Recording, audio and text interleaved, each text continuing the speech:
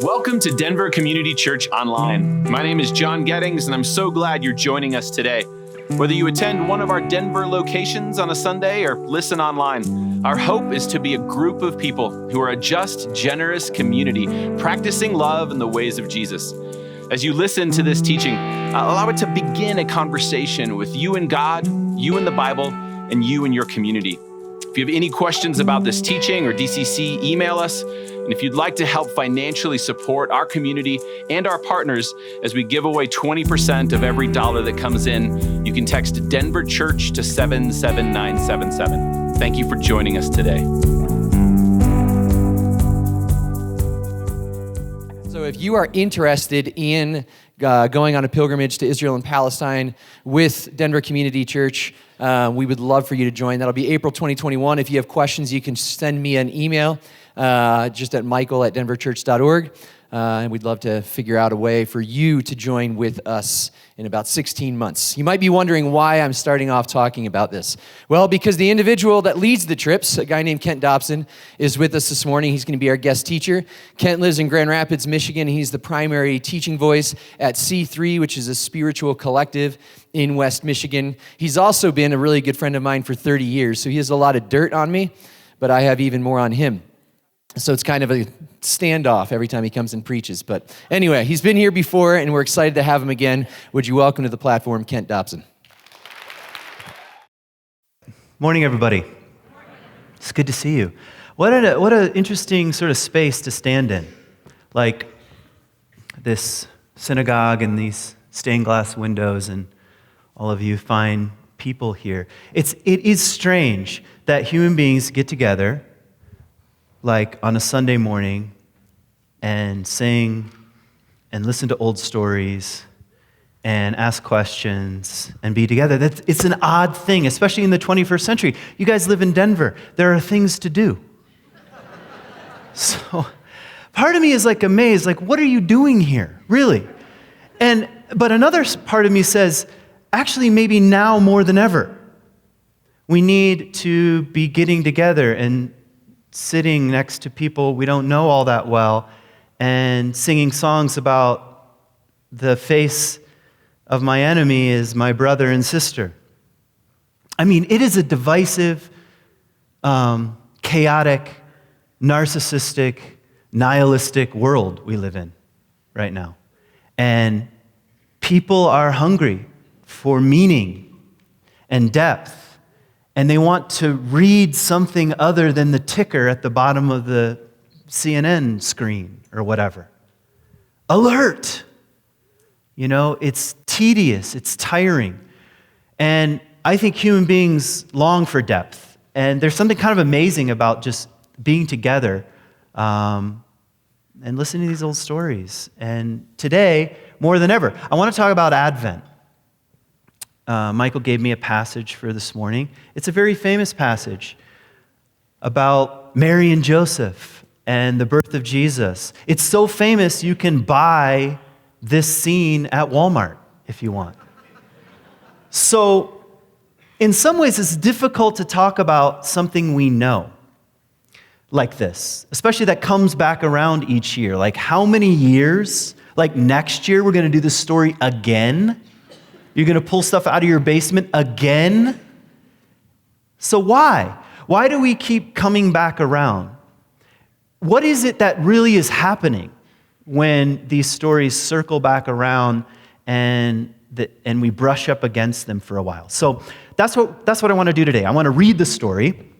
But before I do so, I think I want to say a few things about how the Bible works. And this is not exhaustive. After all, Michael said I only have 35 minutes. So let me just say a couple things about how the Bible works, and maybe an image that can be helpful. So think about like a braid, like 3 cords of a braid. And one of the cords is just the story itself. Like, what is the story? And actually, believe it or not, I don't know what it's like. I'm sure it's awesome at this church, but at other churches, sometimes when you sit there, you just get a verse, oftentimes. And then the verse is explained to you. That's not very much of the story. So sometimes just, what is the story? Like, who are the characters? What's happening? Where's the tension? And you don't need to be a theologian. You don't need to know anything about the Bible. You don't have to know anything about Hebrew or Greek or context or any of that stuff. What's the basic story? And there is power in stories. How do we know that? Disney. Okay, that's how we know that. So the story has power. And the way to brush up against the story is with just a kind of openness. Like, wonder what this story is about. And then, what does it bring up for me? What do I like? What do I not like? What am I drawn to? What am I repulsed by? I have a friend who teaches art in Italy. I know, it sounds fancy. And anyway, so with his graduate students, he often says something this straightforward. Do you like this painting? I know. Yes, I like this painting. Or no, I don't like this painting. Even with a story. What do I like about it? What do I not like about it? What bothers me? What's interesting? So that's one chord of the braid. The next is context. And I know, particularly at DCC, you dive into the context a bit. I went kind of mad for a while with context. I did a deep dive. I went to graduate school. I moved to Israel. I lived there for a few years, going to school. Just context. Hebrew and Greek and cultural background stuff. It's one of the chords. And it helps because these stories were born in a certain part of the world, written in a certain language to certain kinds of people. And if you just know a few little clues or hints, it changes how you're hearing the story. But it's just one chord. And the third, I think, is what I call symbol. So one is story, one is context, and one is symbol. And the symbolic level is where the depth is. It's actually part of the answer to the question, why do we return to these stories every year? It's because the symbols at the very center of them are bottomless. See, a symbol points to something true just beyond the edges of the image. It's like you bump into the truth, and the truth feels bottomless, like a mystery. Like, that's another definition for truth, a mystery. And oftentimes with a symbol, there's a particular image, and we'll get to the one today, there's a particular image that has some kind of universal resonance, like hitting a tuning fork, and something cross cultures and generations and ethnicities and languages, something rings true. That's a symbol. And lighting a candle is a symbol. And in the center of that stained glass is some kind of crown, which is a symbol. Human beings are symbol-craving creatures because that's how we've come to think about meaning. And so to say, hey, let's read the Advent story about the birth of Jesus, we want to ask, what is the symbolic core of the story? How do we brush up against it? How do we listen for it? How do we tune our ears to it? What is it asking of us or from us? And see, a good story works on us over time.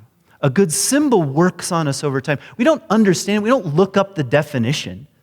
You know, it's not 2 + 2 = 4. It's a mystery. Here's an example, in case I'm sounding too like I've lost the plot. How many of you have a favorite song? Okay? Like a song from Frozen or something like that. Now, why do you listen to it more than once? Why not be like, hey man, best song I ever heard, done. Because there's depth to it, and just bumping up against it again and again, it's like the song works on you. Over time, especially a really good one. And it seems to have a kind of trap door, and the meaning and the depth and the beauty, it just keeps opening up from time to time. Especially with bands like Pearl Jam, you know? But you know what I'm saying. Because songs are also symbolic. They play in the same territory as literature and poems and movies. And that, believe it or not, is the same terrain as the biblical text. I know the Bible gets a bad rap in our culture, but it's just because people simply misunderstand it. They're not hearing the symbolic layer very well. So that's what I want to do today. So the first thing, I'm going to read the story. I'll read all the verses that Michael gave me so I can Just be a good preacher. And I want you to just listen to it as a story. What am I hearing? What's intriguing to me? And I'll throw in a few cultural background details to just sort of add salt to the story or whatever. And then we'll come back around to the question of what do we think is the symbolic center? And what is it saying? What is it asking of us? Something like that. Okay, that's not the Bible. That's my journal. I have noticed something that, like, Christians, they used to carry around Bibles. Now they carry around little black notebooks. So I'm not sure what to make of that. All right. Matthew chapter, like I said, narcissistic culture. Anyway, definitely my journal entry is going to be better than Matthew. Okay. All right, Matthew chapter 1, verse 18. This is how the birth of Jesus, the Messiah, came about. So, first sort of cultural background flavoring here is the Messiah means anointed one. It's a king. It's an image. It's the actual word that I will almost guarantee you that symbol, that crown right there at this. I mean, this is a synagogue, and the notion of a Jewish Messiah is Jewish. Probably that's what that's pointing to.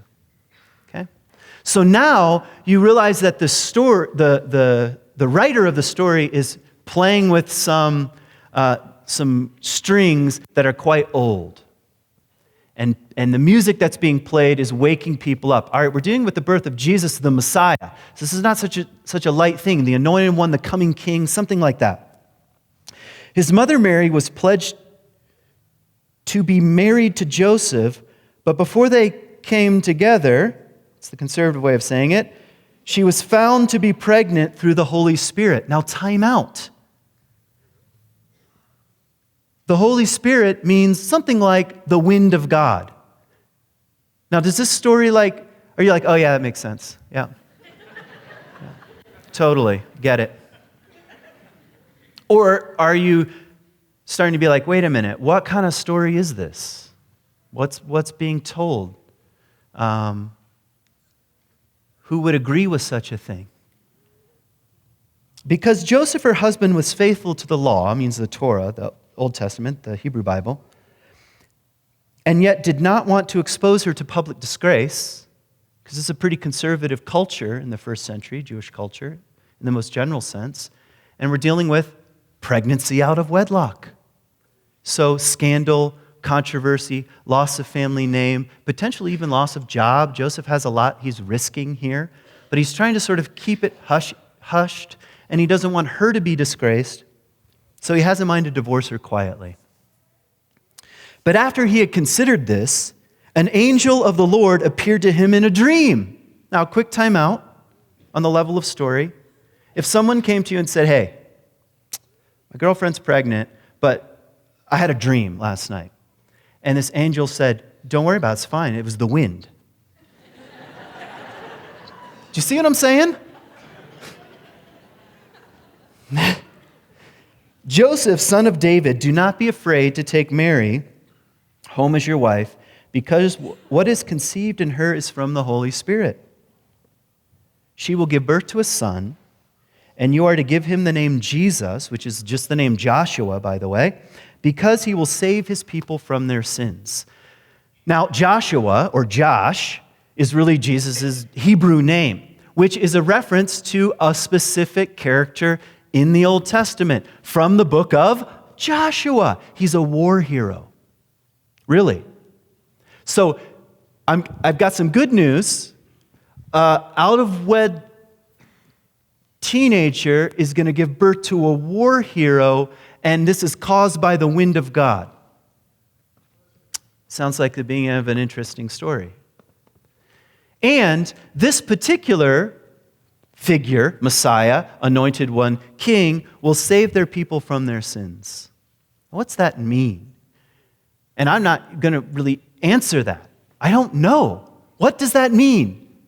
What is the nature of this figure? What's his role his archetypal role that he's fulfilling, this kind of anointed one. Now, let's have a quick conversation about sin, because everybody loves to talk about sin. It's just like, oh yeah, I can't wait to get together to talk about sin. You probably know this, but in a very straightforward sense, it means to go off course. Like you're moving along and you veer off course. Like Michael's driving on the way over here. Veer off course, miss the mark is the technical definition. Now, how many of you honestly have veered off course in your life? Okay. I like when people raise their hands. They're like, other people are like, I guess. I mean, in the most straightforward sense, this figure is going to help people get back on track. That's what it's saying. That's what the image is saying. In a culture, now a little cultural background detail, where Rome, which had turned at minimum of a third of the population into slaves in the Roman Empire. So talk about a culture that perhaps had gone off course with its lust for power. This figure is going to turn back people from losing the plot, as the Brits say, missing the mark, back on course. So there's something about this figure that's going to help people sort of correct the way they are walking, which seems like a needed thing. Now, let's finish the reading. All this took place to fulfill what the Lord said through the prophets. The virgin will conceive and give birth to a son, and they will call him Emmanuel, which means God with us. So now Matthew's quoting from the book of Isaiah saying, hey, this was hinted at in the old scriptures that a virgin will conceive and give birth to a son. Now I know, I don't mean to offend anyone here. Well, I guess I do since I'm about to say it. I know you've probably been told this is what makes Christianity unique. You have to understand Jesus was born of a virgin. I'm telling you, in the Greco-Roman world, they had lots of people who were supposedly born of a virgin. Like Dionysius, for example. If you were like, hey, the thing about Jesus is born of a virgin, the Greeks would be like, yeah. And? I'm serious. That's not the thing that makes the story radical. It's like that scene in Monty Python when they're on the quest for the Holy Grail and they go to the French dude and they're like, would you like to join us in the quest for the Holy Grail? And he says, we already got one, okay? Like, you already got one, okay? It's like that. So really, and I think that's worth knowing because in a sense, that's not something worth falling back on. Well, you have to understand that's what makes it unique. Actually, that just makes the conversation interesting at that point. The other thing I might say, and let's throw in a little bit of contemporary scholarship. And I know I don't want to bore many of you, but starting with the Germans in the 19th century, for the first time ever, this book, which is just a collection of books written by many different people, for the first time ever, was run through a historically critical, post-Enlightenment, scientific worldview and challenged. Why? Because for the first time ever, there was such thing as a scientific, post-Enlightenment, historically critical worldview. That's called the Enlightenment. That's called science. And for the first time, people started saying, what in this book is scientifically valid? Do you realize the people who wrote this book never asked that question one time, ever? I know sometimes we think they must have, but they didn't. There was no such thing as a scientific worldview. There were no historical, critical scholars in the first century. It's a modern, contemporary phenomenon. And now what happened, and I'll try to be brief here, what happened is that science and religion started to be at odds with one another. And science started saying, hey, the reason why we know there's no such thing as the virgin birth is because virgins don't give birth to children. I know. And religious people started saying it has to be true. It has to be literal. And what that did, and I think the debate is fine, it's no problem. But what that did is created two camps. One camp says it didn't happen. Another camp says it happened. Now, whenever you have two camps, Where do you go from there? Nowhere. Somebody said it. You just have it happened or it didn't happen. And that left religion, in my view, small. Just going around saying, it happened, and other people saying, oh, no, it didn't happen. There's no debate there. And in my view, it's a distraction from the third strand of my braid, which is, what is it really saying on the symbolic level? None of us were there. There's no paternity test for Jesus. Like, hey, ancestry DNA, get on there. Let's see what happens. Let's see what the truth is. It's a distraction from what is the story saying, really? And what is it saying about the mystery of God? About the way the divine and the human interact. What is it saying? What's it saying really about the mystery of the way things are? Did I finish the passage? I have no idea. It's the problem with giving, I guess it's not the same sermon, but I've already given this once, so I forget. Yeah, I didn't. When Joseph woke up, he did what the angel of the Lord had commanded him and took Mary home as his wife. But he did not consummate the marriage until she gave birth to a son, and he gave him the name Jesus. So what are we supposed to do with this particular story? What kind of story is this? And what is the essence? What's the symbolic center, if I can use such a phrase? So let's first of all play a little game. Let's imagine that God, the mystery, says, I got a plan. And for some reason, he comes to you and wants to sort of discuss the nature of it. And he says, here's the plan. I'd like to enter humanity in some kind of unique way.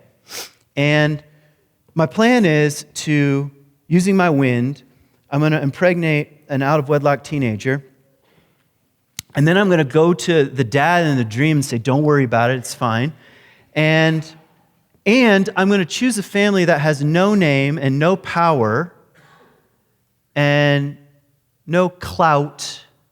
And I think I'm going to do this in the tiniest corner of a vast Roman Empire that has all the power. That's my big plan. And it's going to change the world. Now, do you think you might say something like, hey, could we go over some of the basic details? Why would you do such a thing? Can you not think of something else? Why enter controversy, mistrust, the possibility for people to dismiss who you are and what you're up to? I mean, do you think Jesus then as a teenager, as the story got out, hey, supposedly Mary and Joseph, got pregnant before the marriage. Do you think people were like, it's the wind, it happens all the time, don't worry about it? No, that's not how people are, okay? We know that. So why? Why such an sort of unusual, controversial way of entering the human story? More than that, God says, hey, I got another idea. So this person, Jesus, is going to save people and help correct their path in some way, bring them back. And the thing is, I'm going to need first-time parents to help raise him. That sounds like a good idea. What? No, that's a terrible idea. A teenage parent and the first kid is like the one you mess up the most. Do you see what I'm saying? It's an odd story. And so if we start asking the bigger questions, the kinds of questions that have no bottom, that are difficult to answer, that have to be wrestled with forever, you start to ask questions like, well, really, what is the relationship between God and human beings, between God and the world, between the divine and the mystery of existence? Are they separate? Is God somewhere off in outer space, just sort of hatching plans? What's the relationship between the human and the divine? And the conclusion, it seems to me, from this opening passage of Matthew is, first of all, God apparently needs and wants human beings. That's an odd way of going about it. Why not just, poof, there's Jesus. He appeared on a mountain. I'm here. Lot safer of a story. But instead, it's a kind of story where the divine is mixed up in the ordinary, in the awkward, in the controversial, in the messiness. And by the way, the story gets weirder because, at least in Matthew, it's like, hey, I got another idea. Basically, magicians from the East, astrologers who read the stars, horoscope people, are going to come and say, where's the king? It's a weird story. So that's what I'm saying. But apparently, whatever we mean by God, the mystery, is okay with the controversial and the ordinary and little human parents. And that's his big plan.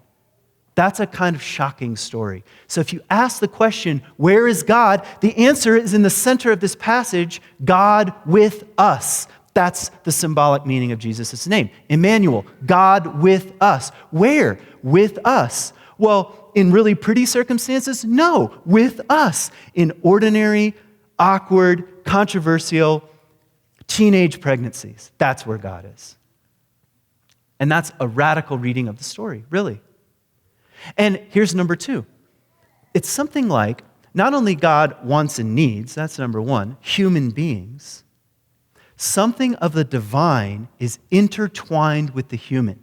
Now, we say that of Jesus, first of all. We're like, oh, okay, Jesus, incarnation, lots of theology words, so forth and so on. But also of Mary. Where does God end and the human begin? And what about Joseph? And what about human beings, period? After all, the book of Genesis says human beings are created in the image of God. That means something like the divine dwells in all beings, period. Of which Jesus is a kind of symbolic center. If it happens in the particular, it's happening in the universal. You too are something of a divine incarnation. After all, did you dream yourself up? Really? You're like, you know what? I got an idea. I'm going to be a human. Okay? I'm going to enter the mystery of existence. No, I think Christianity, especially the most mystical expressions of Christianity, say something of the fragmented divine dwells in every single human being, regardless of race and gender and social status and wealth and so forth and so on. It's the mystery of God with us again and again. And let me say something else. God, apparently, according to the story of Jesus, wants to enter the sticky, nasty business of human history with empires and slaves, and in our world, ecological devastation and nuclear weapons and genetically modified food and so forth and so on, says, with us in that. It's a story of the divine entering and participating with the controversies of just being a human being. Yep. And so it's saying something like this in my view. You too, right now, are something of the incarnation. God with us. That's the image of the body of Christ. Where is Christ, says Paul? This living, breathing, flesh thing. That's where Christ is. With us. That means to come back to save people from their sins, you have some kind of co-participant role in this mystery. God apparently still needs and wants human beings. And every single year, we put a little manger scene up there. Michael has a very irreverent one. I saw it above his piano where Mary and Joseph are taking a selfie. Which is a very interesting sort of cultural commentary, first of all. But every year we set this story up, we enact a kind of drama, I'm saying, because at the symbolic center of it, it's saying something like God still wants to participate with us and enter the messy ordinariness of human existence again. The birth of any child is something of a miracle. And something of the divine re-entering the story. Am I making sense? So, how should you live? What kind of responsibility do you want to take for such a thing? Because I don't think it's just a matter of like looking back on the glory days, meaning, oh man, back in the glory days of Mary and Joseph, and just looking backwards and being like, wasn't it awesome? No, I think the story is asking for our cooperation, just like God in a dream is asking for the cooperation of human beings, even ones caught up in, TMZ of their day. Oh, Mary's pregnant out of wedlock. Okay? TMZ, is that thing? Okay, yeah. All right. All right. Let me look at my notes. So I guess here's a question. How will human beings face the biggest problems of the 21st century? Or let me ask it another way. How will the divine and human co-participate in the biggest problems of the 21st century? Because we have some big problems. We do. Divisiveness and heartache and finger pointing and blame and violence and warfare and environmental collapse and really cultural collapse. Don't you feel like even the edges of our own democracy are fraying all over the place? Yeah, so we can go get a bunker and some bottled water, or we can be co-participants in the messiness. And the story, I think, of Advent is that God is looking for co-participants in the messiness. And that's not easy. So it's a kind of call, in my view, toward radical participation in messiness. So I thought of a poem and that I wanted to share as a kind of prayer. And I like poems because they deal with the same kind of currency that symbols do. Symbols and songs and art and stained glass and ancient literature. And poems are evocative. So I want to read a poem. This is going to be my prayer. So if the band wants to come up and do band things while I'm saying this poem, I want to invite them to do so. So again, I want you to listen to the images sort of as they kind of wash over you. You can look it up later. It's a poem by Wendell Berry. It's called Manifesto, The Mad Farmer Liberation Front. It's actually a kind of poem that right at the center is a poem of Advent. It's the poem of the birth of something.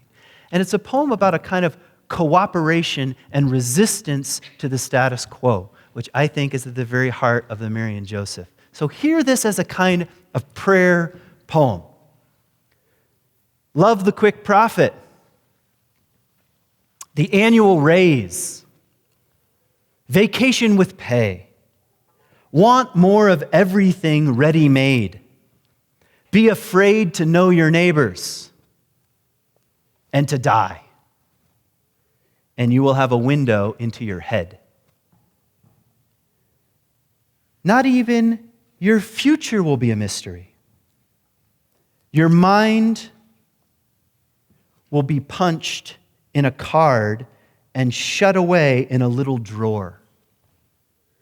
When they want you to buy something, they will call you. When they want you to die for profit, they will let you know. So friends, every day, do something that won't compute. Work for nothing. Love the Lord. Love the world. Take all that you have and be poor. Love someone who does not deserve it. Denounce the government and embrace the flag. Hope to live in that free republic for which it stands. Give your approval to all you cannot understand. Praise ignorance. For what man has not encountered, he has not destroyed. Ask questions that have no answers. Invest in the millennium. Plant sequoias. Do you hear how the incarnational mystery is seeping its way into this imagery? Say your main crop is the forest that you did not plant, that you will not live to harvest. Say that the leaves are harvested when they have rotted into the mold. Call that prophet. Prophesy such returns. Put your faith in the 2 inches of humus that will build under the trees every 1,000 years. Listen to carry on.